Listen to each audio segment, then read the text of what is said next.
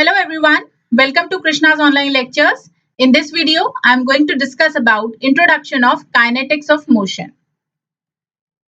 So as I have discussed about motion, so motion we defined as the change in position of one body with respect to another body or relative change in position of the body. So this is the basic definition of motion. Here we can divide motion into two parts. One is the rectilinear motion and another is the curvilinear motion. Rectilinear motion we consider as a motion of any body along a straight line, or it is called straight line motion. Second type of motion is called curvilinear motion. So curvilinear motion is the motion of body along a curve. So this is the basic type of motion we have studied. Now this curvilinear motion is further divided into two parts. One is the plane curvilinear motion and another is the rotation. So plane curvilinear motion is defined as the motion of body along the curved path, and that curved path lies in a plane, and we cannot define the center of the curved path. The center of the curved path is continuously changing. So this is plane curvilinear motion. And if we define the rotation, so rotation is also a curvilinear motion.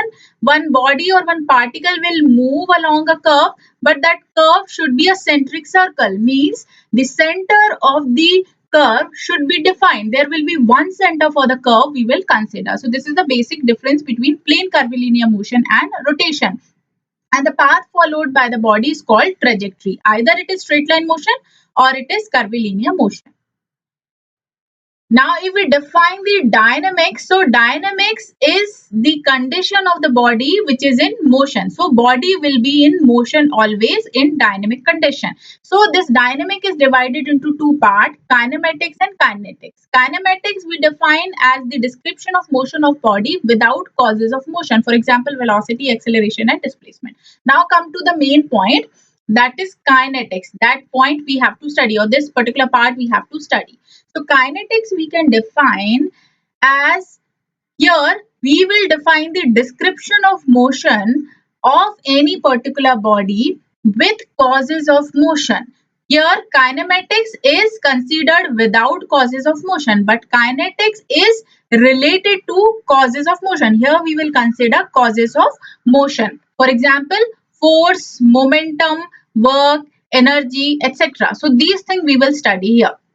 So let's start some basic terms related to kinetics. Here we will consider body is in motion, as well as we will define the causes of motion also.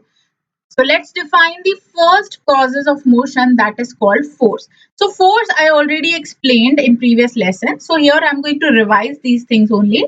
So force we can define as an external agent or external mechanical agent which try to change the state of the body, or which tend to change the state of the body. For example, if any body is in rest, so this external agent or force will convert the rest condition into motion condition, or it can be vice versa also. If the body is in motion, so it can convert the body into rest condition. So this force we can define as the external mechanical agent which changing the state of the body, or in short we can say it will accelerate or decelerate any system or body.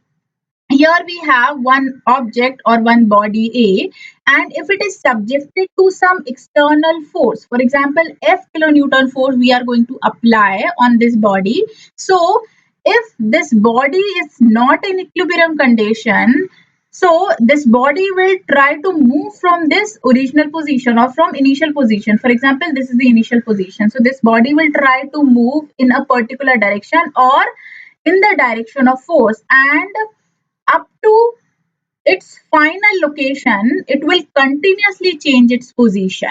So let us consider this is the final position. So here this is the initial position when the body is in rest condition, and this rest condition is going to change into motion, and this body is getting another position. So this is the main work of force. To accelerate and decelerate the system, we require external force.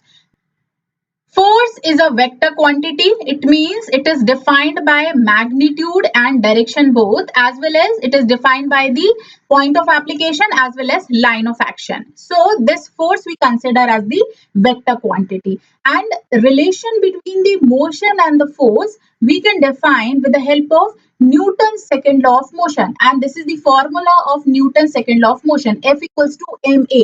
And if we define this force, so as per Newton's second law, force is proportional to rate of change of momentum. So this momentum I will define later.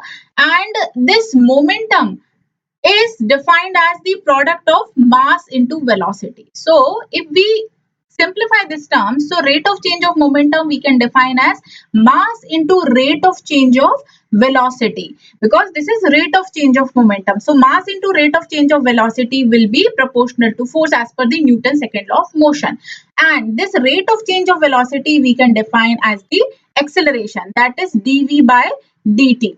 So here we have this rate of change of velocity as acceleration. So this force we can define as per Newton's second law of motion as force is proportional to ma. So this we can write as ma by gc. So this is the formula of force or external mechanical agent, where mass is defined by m, a is the acceleration, and gc is representing the proportionality constant. So basically unit of gc we can define as 1 kg meter per Newton second square as per this formula. So this is the formula of force. Now as per this particular formula we can define the unit. So SI unit of force we can define as Newton, that is equals to kg meter per second square. And if we want to define MKS unit, so it will be 1 kgf, that is equals to 9.81 Newton or 9.81 kg meter per second square. So this is the unit of force. Now let's move toward the next term. And the second term is momentum. So as I already told you, momentum we can define as a product of mass and velocity. So product of mass and velocity of the body is defined as momentum. And the basic definition of momentum is energy of motion stored in a moving body. This is called momentum. So here we are considering one body which is in rest condition, and if it is subjected to some external force and it is moving with some initial velocity vi, and it is covering some distance, x distance, let us consider distance is x, in time t second, and it is reaching its final position, and at this final position the velocity of the body is vf. So we want to define the relative velocity of body, so it should be vf minus vi. So when this body is in motion we can define the relative velocity of the body, and since it is subjected to external force, so product of mass and velocity we can define as momentum. So at beginning or at initial condition, this F into VI will be the momentum at the initial condition, and this F into VF will be the momentum at the final condition after time t second or whatever time we are considering. So this body is in motion and it is moving with some velocity. So whatever energy which is stored into the body, so energy of motion stored in the moving body is defining the term momentum. Now here we know the formula of force as per the Newton's second law of motion. So this, as per Newton's second law of motion, we know force is proportional to rate of change of momentum, or force is proportional to ma. So this ma is defined as the rate of change of momentum. So here F equals to ma we know. Now if we simplify this term, so in place of a we are going to write this change in velocity with respect to time. So this will be m dv by dt. This dv by dt is representing rate of change of velocity as per this particular condition. So here, if we simplify this term again, so we are going to write down this term as d by dt into mv. So this mass into velocity we can define as momentum. So here, if we simplify this term, so it will be what? As per the initial and final condition, and if we are putting the limit from initial to final condition, so this force will be equivalent to mvf minus mvi divided by t. If we are differentiating this term, so it will be mvf minus mvi divided by t. Here we are going to simplify this term.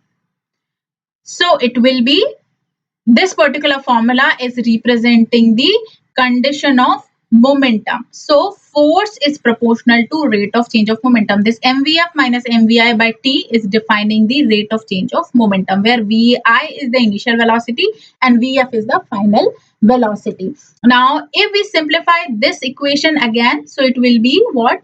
Here we are multiplying this force with t. So it will be F into T. So it will be equals to mvf minus mvi. So this mvf minus mvi is representing change in momentum. Here if we are multiplying this term F with T, so this T will cancel out. So this mvf minus mvi is defined as change in momentum. So first term we are defining as the change in linear momentum per unit time is proportional to impressed force, that is the external force, and this momentum, what will be the direction of momentum? This momentum will takes place in the direction of force only, in whatever direction the body is moving, or in the direction of force. Now if we are changing this term, so F into T equals to mvf minus mvi, so it will be defined as the product of force and time during which that momentum acts. So it will be equal to change in momentum, and this product of force and time is called impulse. So here we can simplify this term as change in momentum is equals to impulse or impact which is created during the motion, or this condition we consider under the collision. So when two bodies are colliding, in that case impulse will produce during the collision, and that impulse is defined as the change in momentum. So this is the basic term which is related to momentum and change in momentum. So here if we want to define the impulse, so impulse will be mvf minus mvi, or it will be the product of force and time during which that force is acting or that momentum is acting. So as per this equation, we can define the unit of change in momentum or momentum as mass we can consider as kg and velocity is meter per second. So it will be kg meter per second. So this is the unit of momentum or change in momentum, and this can be the unit of impulse or impulsive force. So this will be the unit, and this relation, this F equals to mvf minus mvi by t. Here if we are simplifying this equation again, so mvf minus mvi by t, that is equals to force. So this is called impulse momentum equation.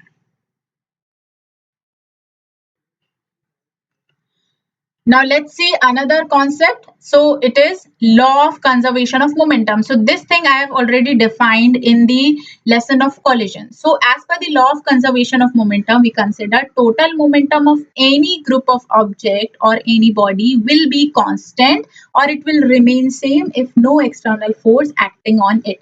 Now let us consider there are two objects which are moving in a particular direction. So as I told you, impulse is related to collision problem, and this particular concept of impulse or rate of change of momentum is generally used to solving problem when large force acting between the bodies and bodies are colliding for a very short period of time. So here we are considering two objects or two bodies which are moving with initial velocity u1 and u2. And if u1 is greater than u2, so these two bodies will collide at a particular point, and after collision, if the velocity of both the bodies are changing, so final velocity we are going to consider as v1 and v2. And if we define the momentum of masses before collision and momentum of masses after collision, so as per the law of conservation of momentum, we know momentum before collision is equivalent to momentum after collision. So as per this statement, total momentum of any group of object is remains same. So as per this condition, we can say momentum before collision will be equivalent to momentum after collision. So as per law of conservation of momentum, momentum before collision will be m1 u1 plus m2 u2, where m1 is the mass of the object A and m2 is the mass of the object 2. And this particular equation will be equivalent to momentum after collision. So it will be m1 v1 plus m2 v2. So u1 and u2 are the initial velocity of object A and B, and v1 and v2 is the final velocities of object A and B, and m1 and m2 is the mass of the object A and B. So this equation is defining the law of conservation of momentum. So these are some basic terms which is related to kinetics of motion. Thank you so much for watching this video. You can rate, review and share this lesson with your friends and your known people. And if you want to watch more lessons related to mechanical engineering, please subscribe the channel.